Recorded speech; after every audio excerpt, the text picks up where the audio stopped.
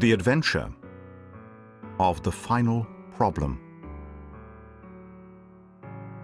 It is with a heavy heart that I take up my pen to write these the last words in which I shall ever record the singular gifts by which my friend Mr. Sherlock Holmes was distinguished. In an incoherent and, as I deeply feel, an entirely inadequate fashion, I have endeavoured to give some account of my strange experiences in his company, from the chance which first brought us together at the period of the study in scarlet, up to the time of his interference in the matter of the naval treaty, an interference which had the unquestionable effect of preventing a serious international complication. It was my intention to have stopped there, and to have said nothing of that event which has created a void in my life, which the lapse of 2 years has done little to fill. My hand has been forced, however, by the recent letters in which Colonel James Moriarty defends the memory of his brother, and I have no choice but to lay the facts before the public exactly as they occurred. I alone know the absolute truth of the matter, and I am satisfied that the time has come when no good purpose is to be served by its suppression. As far as I know, there have been only 3 accounts in the public press. That in the Journal de Genève, upon May the 6th, 1891, the Reuters dispatch in the English papers upon May the 7th, and finally the recent letters to which I have alluded. Of these, the first and second were extremely condensed, while the last is, as I shall now show, an absolute perversion of the facts. It lies with me to tell for the first time what really took place between Professor Moriarty and Mr. Sherlock Holmes. It may be remembered that after my marriage and my subsequent start in private practice, the very intimate relations which had existed between Holmes and myself became to some extent modified. He still came to me from time to time when he desired a companion in his investigations, but these occasions grew more and more seldom, until I find that in the year 1890 there were only 3 cases of which I retain any record. During the winter of that year and the early spring of 1891, I saw in the papers that he had been engaged by the French government upon a matter of supreme importance, and I received 2 notes from Holmes, dated from Narbonne and from Nîmes, from which I gathered that his stay in France was likely to be a long one. It was with some surprise, therefore, that I saw him walk into my consulting room upon the evening of the 24th of April. It struck me that he was looking even paler and thinner than usual. "Yes, I have been using myself up rather too freely," he remarked, in answer to my look rather than to my words. "I have been a little pressed of late. Have you any objection to my closing your shutters?" The only light in the room came from the lamp upon the table at which I had been reading. Holmes edged his way round the wall, and flinging the shutters together, he bolted them securely. "You are afraid of something?" I asked. "Well, I am. Of what?" "Of air guns." "My dear Holmes, what do you mean?" "I think that you know me well enough, Watson, to understand that I am by no means a nervous man. At the same time, it is stupidity rather than courage to refuse to recognize danger when it is close upon you. Might I trouble you for a match?" He drew in the smoke of his cigarette, as if the soothing influence was grateful to him. "I must apologize for calling so late," said he, "and I must beg you to be so unconventional as to allow me to leave your house presently by scrambling over your back garden wall." "But what does it all mean?" I asked.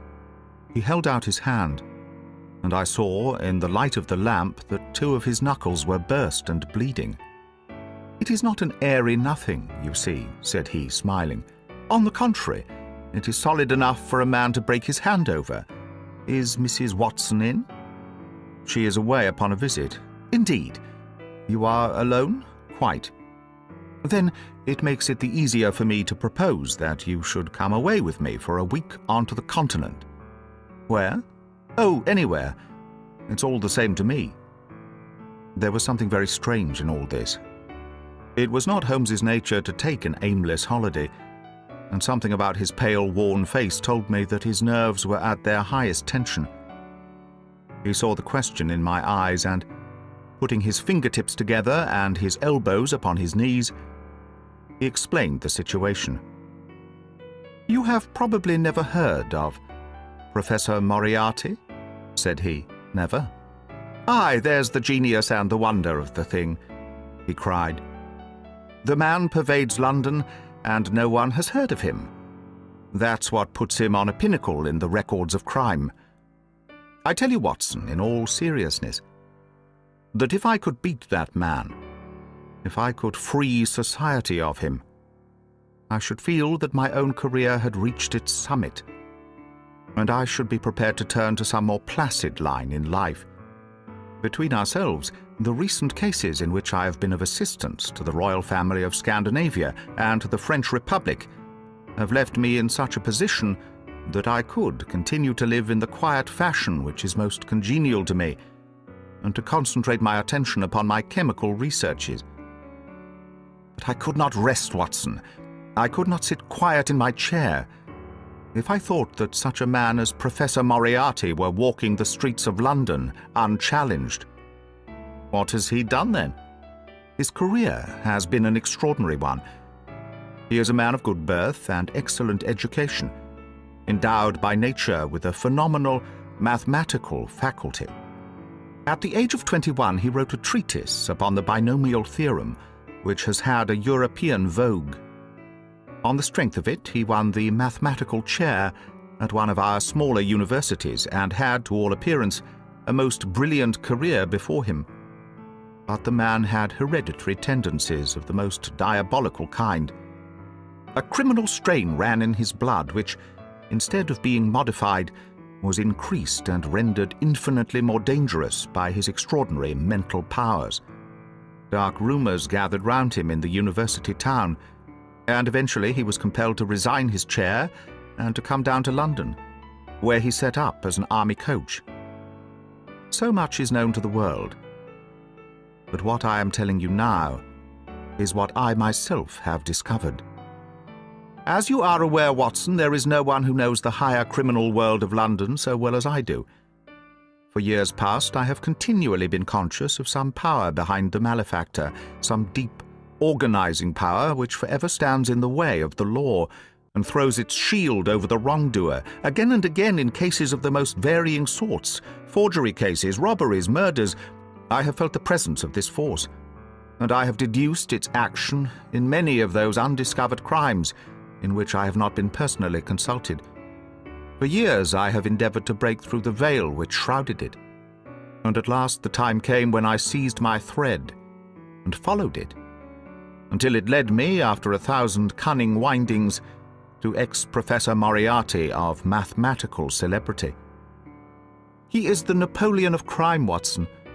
He is the organizer of half that is evil, and of nearly all that is undetected in this great city. He is a genius, a philosopher, an abstract thinker. He has a brain of the first order. He sits motionless like a spider in the center of its web, but that web has 1,000 radiations, and he knows well every quiver of each of them. He does little himself. He only plans. But his agents are numerous and splendidly organized. Is there a crime to be done? A paper to be abstracted, we will say, a house to be rifled, a man to be removed. The word is passed to the professor. The matter is organized and carried out. The agent may be caught. In that case, money is found for his bail or his defense. But the central power which uses the agent is never caught, never so much as suspected. This was the organization which I deduced, Watson, and which I devoted my whole energy to exposing and breaking up. But the professor was fenced round with safeguards so cunningly devised that, do what I would, it seemed impossible to get evidence which could convict in a court of law. You know my powers, my dear Watson, and yet, at the end of 3 months, I was forced to confess that I had at last met an antagonist who was my intellectual equal. My horror at his crimes was lost in my admiration at his skill. But at last he made a trip. Only a little trip. But it was more than he could afford when I was so close upon him. I had my chance, and starting from that point I have woven my net round him until now it is all ready to close. In 3 days, that is to say on Monday next, matters will be ripe. And the professor, with all the principal members of his gang, will be in the hands of the police. Then will come the greatest criminal trial of the century, the clearing up of over 40 mysteries, and the rope for all of them. But if we move at all prematurely, you understand, they may slip out of our hands even at the last moment. Now, if I could have done this without the knowledge of Professor Moriarty, all would have been well. But he was too wily for that. He saw every step which I took to draw my toils round him. Again and again he strove to break away, but I as often headed him off.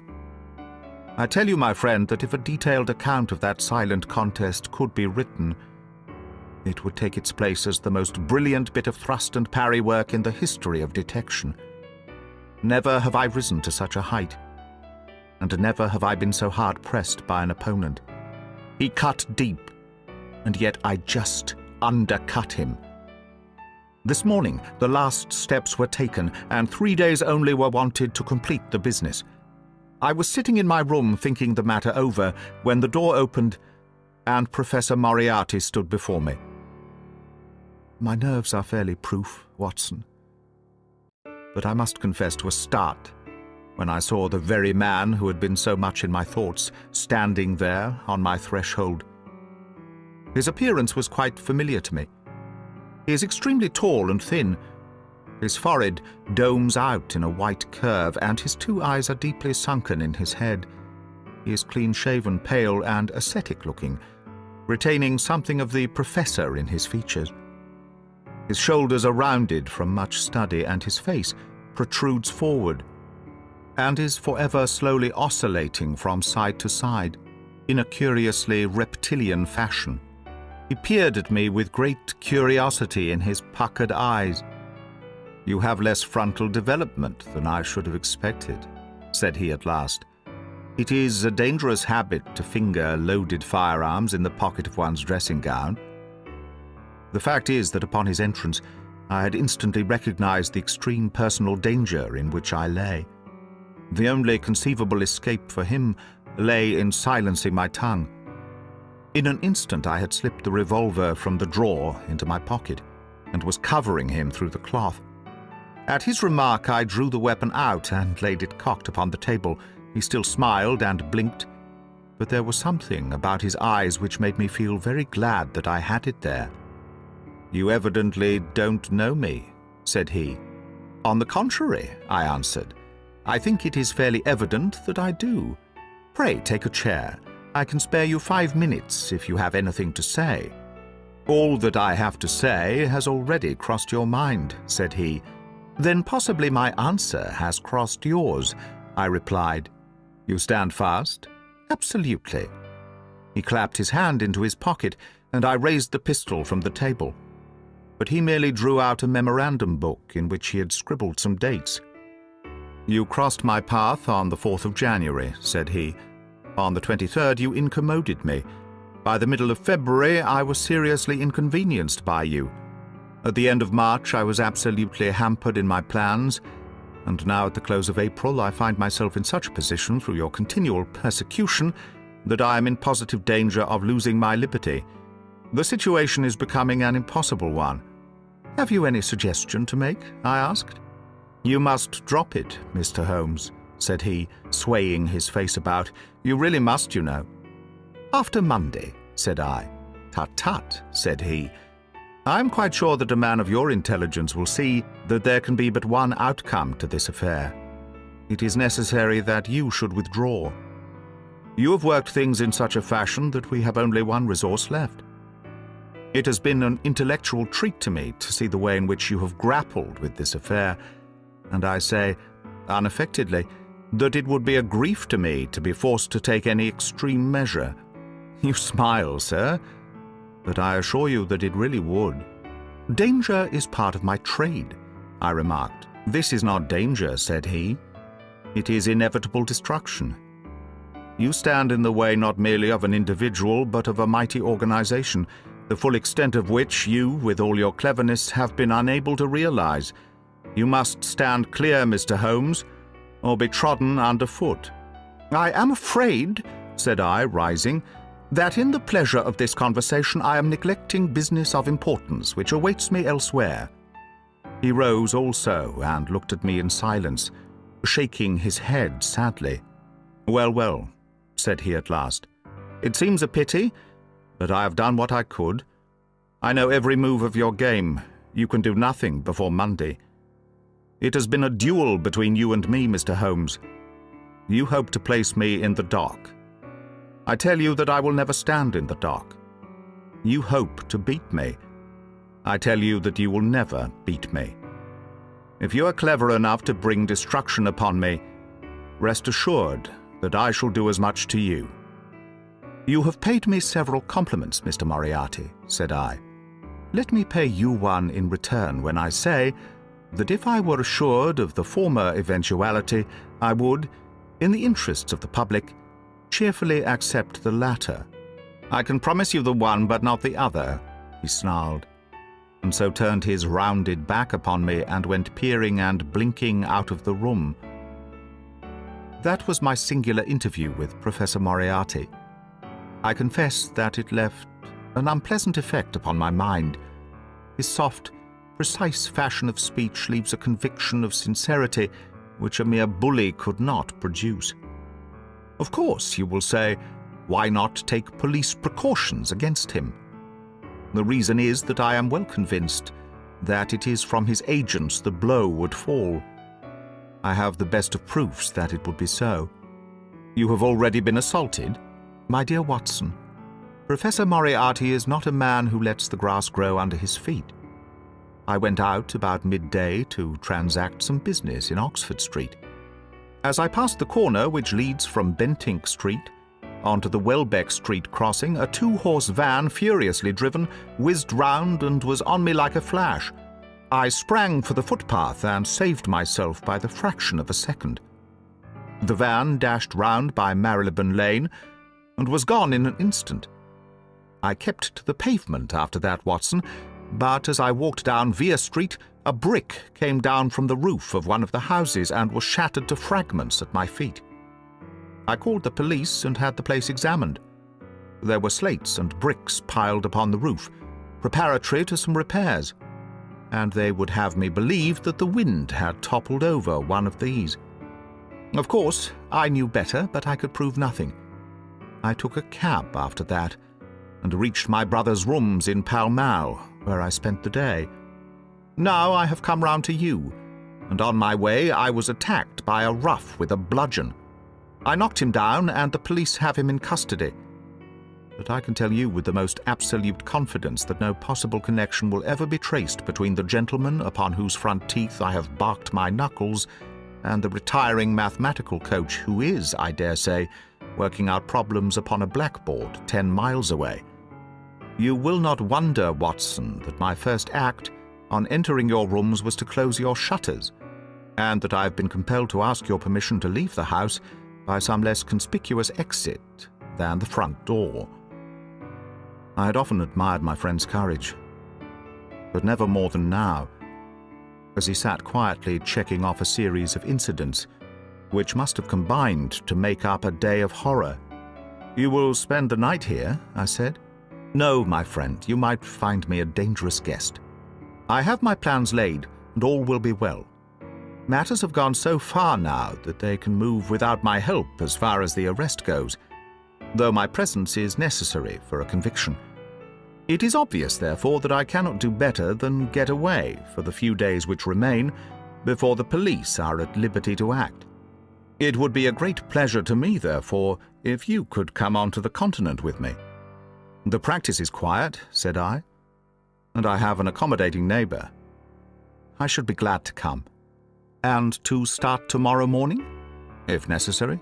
Oh yes, it is most necessary.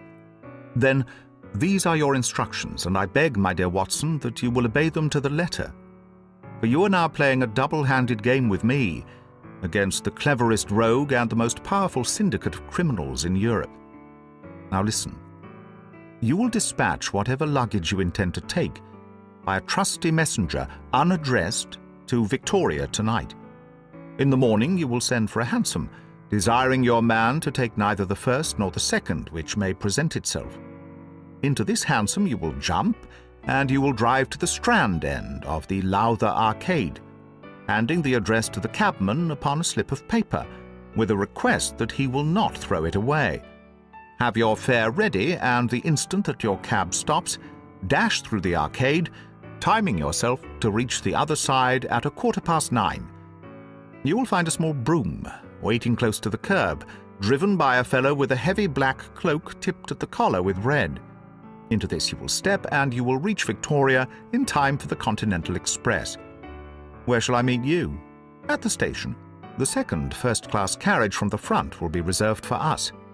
The carriage is our rendezvous, then? Yes. It was in vain that I asked Holmes to remain for the evening. It was evident to me that he thought he might bring trouble to the roof he was under, and that was the motive which impelled him to go. With a few hurried words as to our plans for the morrow, he rose and came out with me into the garden, clambering over the wall which leads into Mortimer Street, and immediately whistling for a hansom, in which I heard him drive away. In the morning, I obeyed Holmes's injunctions to the letter.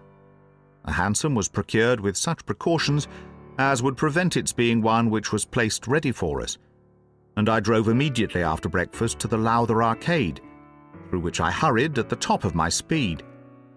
A brougham was waiting with a very massive driver wrapped in a dark cloak, who, the instant that I had stepped in, whipped up the horse and rattled off to Victoria Station. On my alighting there, he turned the carriage and dashed away again, without so much as a look in my direction. So far, all had gone admirably.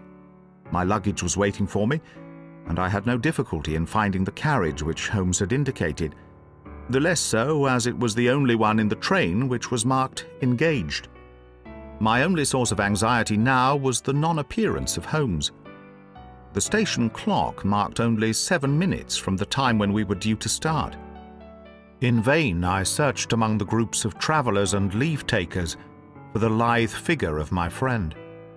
There was no sign of him. I spent a few minutes in assisting a venerable Italian priest who was endeavouring to make a porter understand in his broken English that his luggage was to be booked through to Paris. Then, having taken another look around, I returned to my carriage, where I found that the porter, in spite of the ticket, had given me my decrepit Italian friend as a travelling companion. It was useless for me to explain to him that his presence was an intrusion, for my Italian was even more limited than his English, so I shrugged my shoulders resignedly and continued to look out anxiously for my friend. A chill of fear had come over me, as I thought that his absence might mean that some blow had fallen during the night.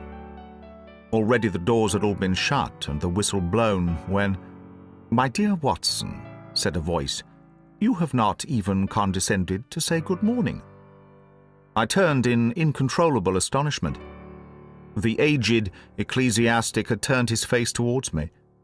For an instant the wrinkles were smoothed away, the nose drew away from the chin, the lower lip ceased to protrude, and the mouth to mumble. The dull eyes regained their fire, the drooping figure expanded. The next, the whole frame collapsed again, and Holmes had gone as quickly as he had come. "Good heavens!" I cried. "How you startled me!" "Every precaution is still necessary," he whispered. "I have reason to think that they are hot upon our trail. Ah, there is Moriarty himself." The train had already begun to move as Holmes spoke. Glancing back, I saw a tall man pushing his way furiously through the crowd and waving his hand as if he desired to have the train stopped. It was too late, however, for we were rapidly gathering momentum, and an instant later had shot clear of the station. "With all our precautions, you see that we have cut it rather fine," said Holmes, laughing. He rose and, throwing off the black cassock and hat, which had formed his disguise, he packed them away in a handbag. "Have you seen the morning paper, Watson?" "No."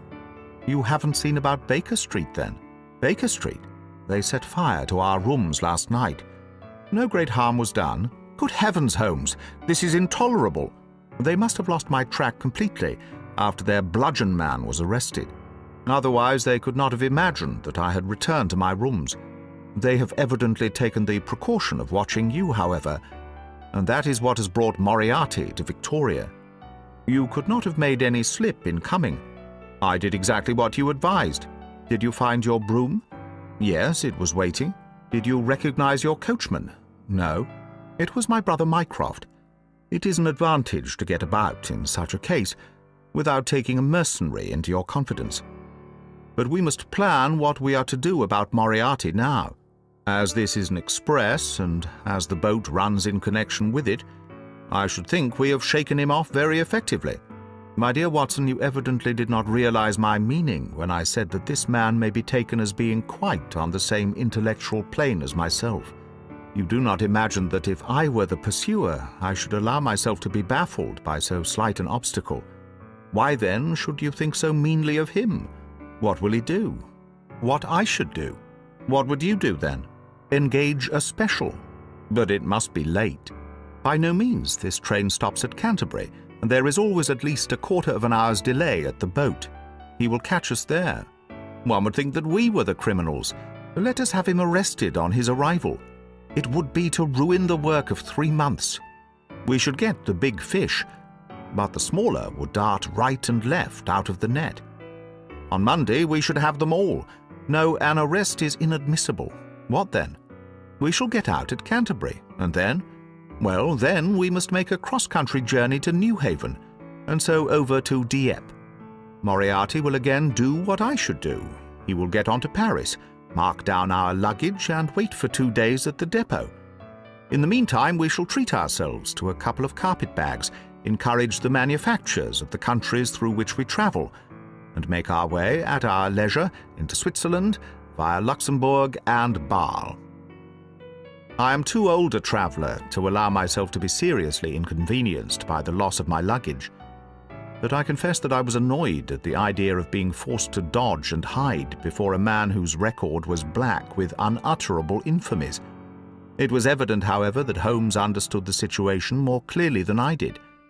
At Canterbury, therefore, we alighted, only to find that we should have to wait an hour before we could get a train to Newhaven.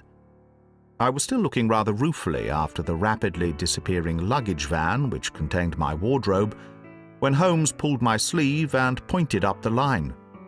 "Already, you see," said he. Far away among the Kentish woods there rose a thin spray of smoke. A minute later a carriage and engine could be seen flying along the open curve which leads to the station. We had hardly time to take our places behind a pile of luggage when it passed with a rattle and a roar, beating a blast of hot air into our faces. "There he goes," said Holmes, as we watched the carriage swing and rock over the points. "There are limits, you see, to our friend's intelligence. It would have been a coup de maître had he deduced what I would deduce, and acted accordingly. And what would he have done had he overtaken us? There cannot be the least doubt that he would have made a murderous attack upon me. It is, however, a game at which two may play.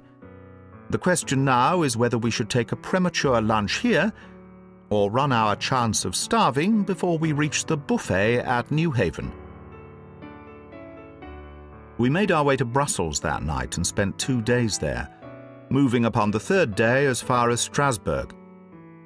On the Monday morning Holmes had telegraphed to the London police, and in the evening we found a reply waiting for us at our hotel. Holmes tore it open, and then with a bitter curse hurled it into the grate. "I might have known it," he groaned. "He has escaped." Moriarty. They have secured the whole gang, with the exception of him. He has given them the slip. Of course, when I had left the country, there was no one to cope with him. But I did think that I had put the game in their hands. I think that you had better return to England, Watson. Why? because you will find me a dangerous companion now. This man's occupation is gone. He is lost if he returns to London. If I read his character right, he will devote his whole energies to revenging himself upon me. He said as much in our short interview, and I fancy that he meant it. I should certainly recommend you to return to your practice." It was hardly an appeal to be successful with one who was an old campaigner as well as an old friend. We sat in the Strasbourg salle à manger, arguing the question for half an hour. But the same night we had resumed our journey and were well on our way to Geneva. For a charming week we wandered up the valley of the Rhone, and then, branching off at Luc, we made our way over the Gemmi Pass, still deep in snow, and so, by way of Interlaken, to Meiringen. It was a lovely trip. The dainty green of the spring below, the virgin white of the winter above. But it was clear to me that never for one instant did Holmes forget the shadow which lay across him.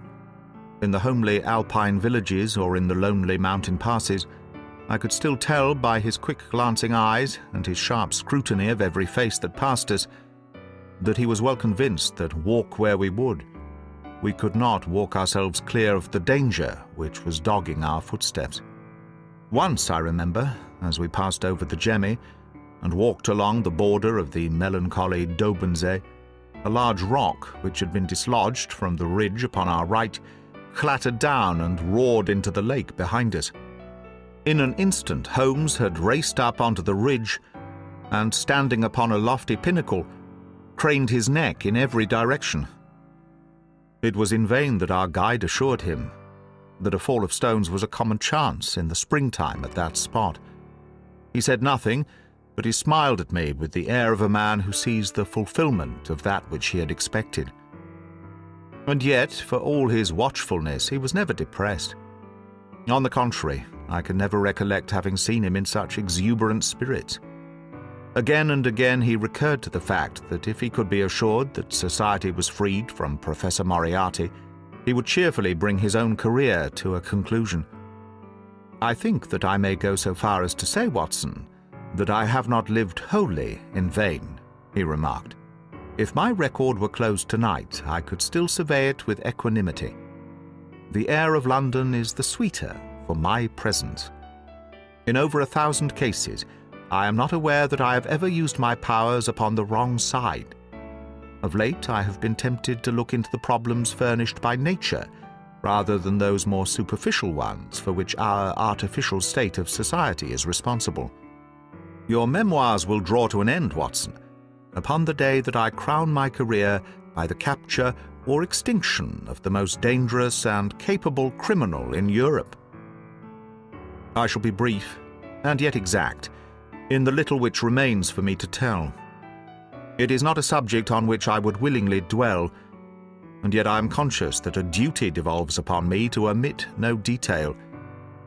It was upon the 3rd of May that we reached the little village of Meiringen, where we put up at the Englischer Hof, then kept by Peter Steiler the elder. Our landlord was an intelligent man and spoke excellent English, having served for 3 years as waiter at the Grosvenor Hotel in London. At his advice, upon the afternoon of the 4th, we set off together with the intention of crossing the hills and spending the night at the hamlet of Rosenlau.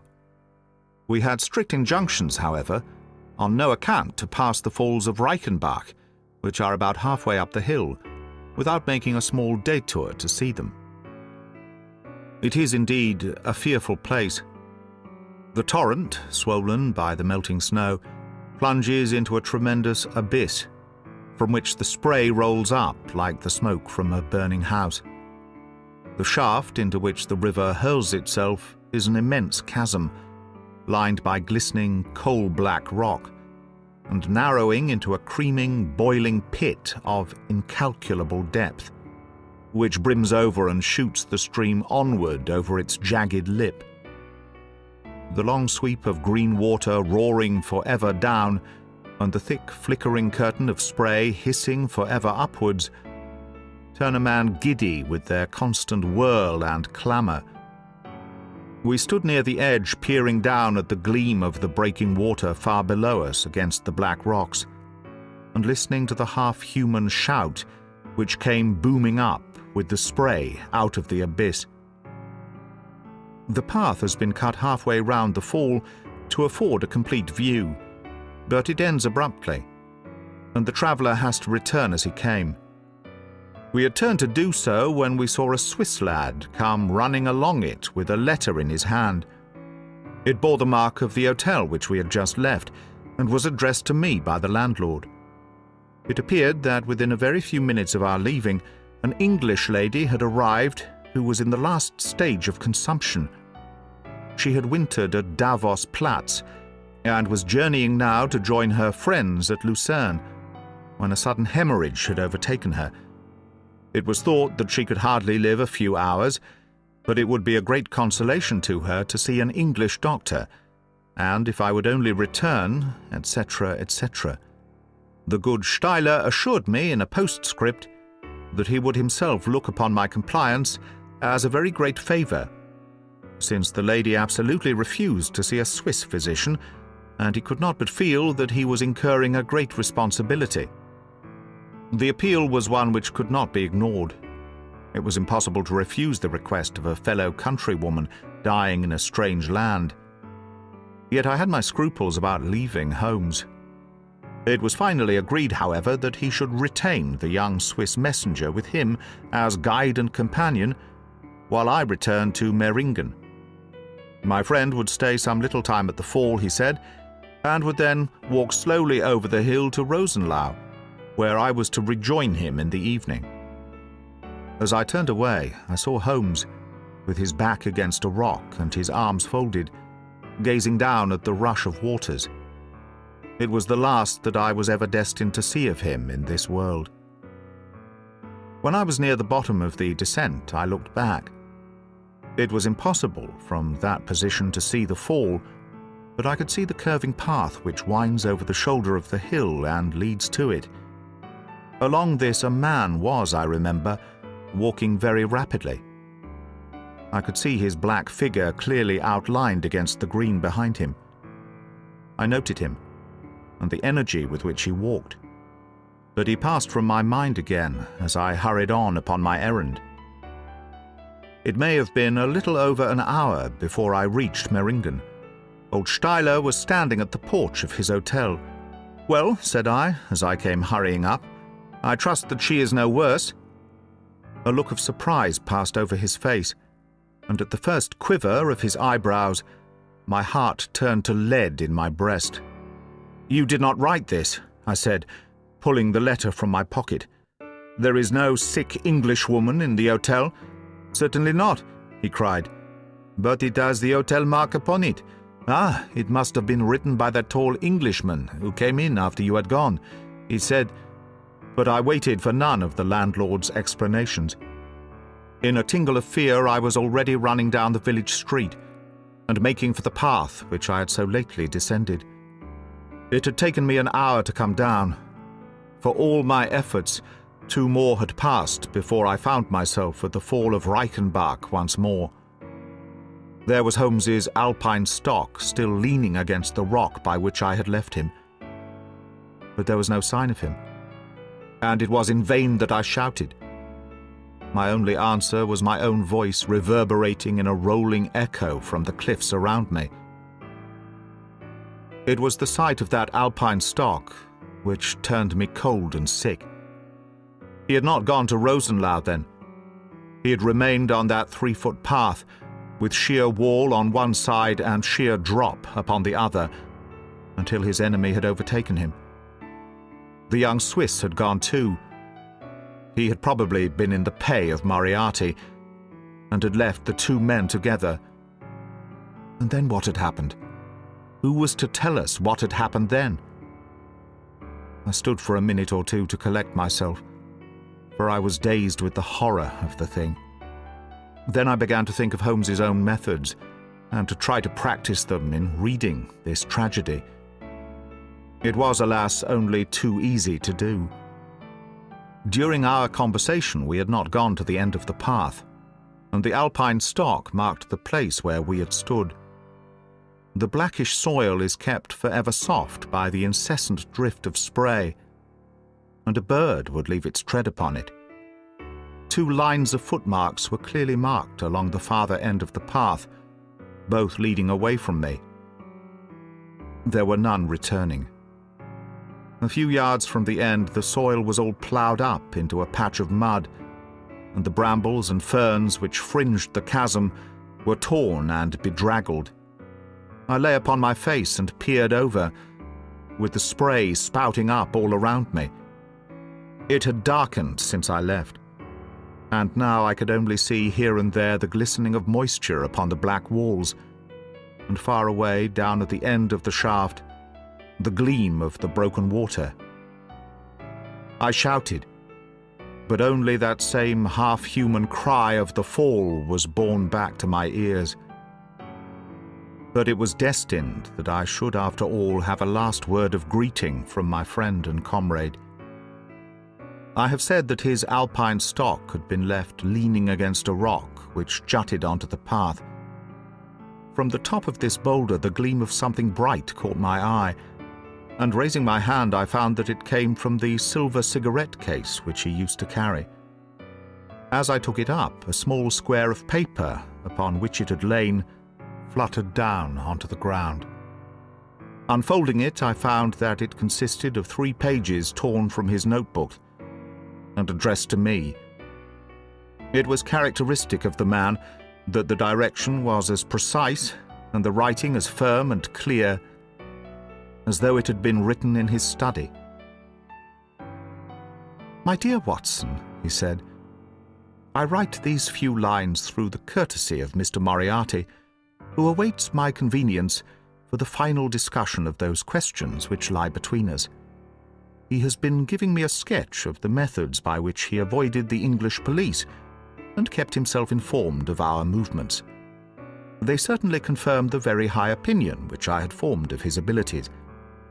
I am pleased to think that I shall be able to free society from any further effects of his presence, though I fear that it is at a cost which will give pain to my friends, and especially, my dear Watson, to you.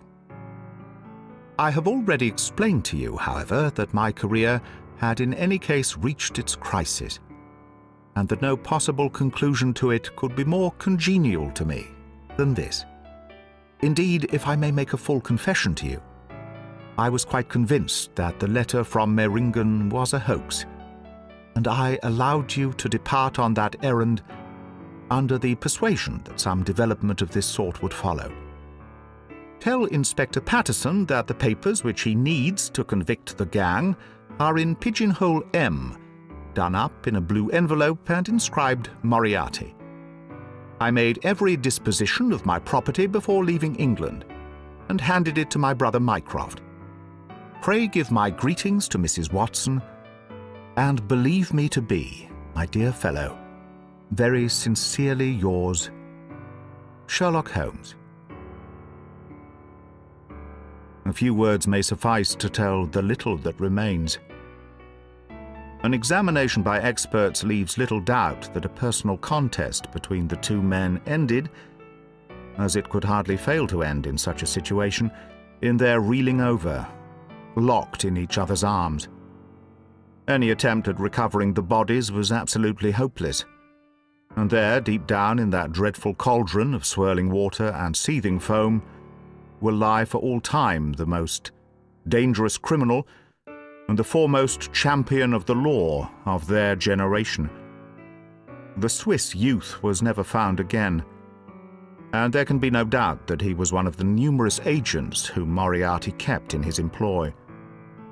As to the gang, it will be within the memory of the public how completely the evidence which Holmes had accumulated exposed their organization, and how heavily the hand of the dead man weighed upon them.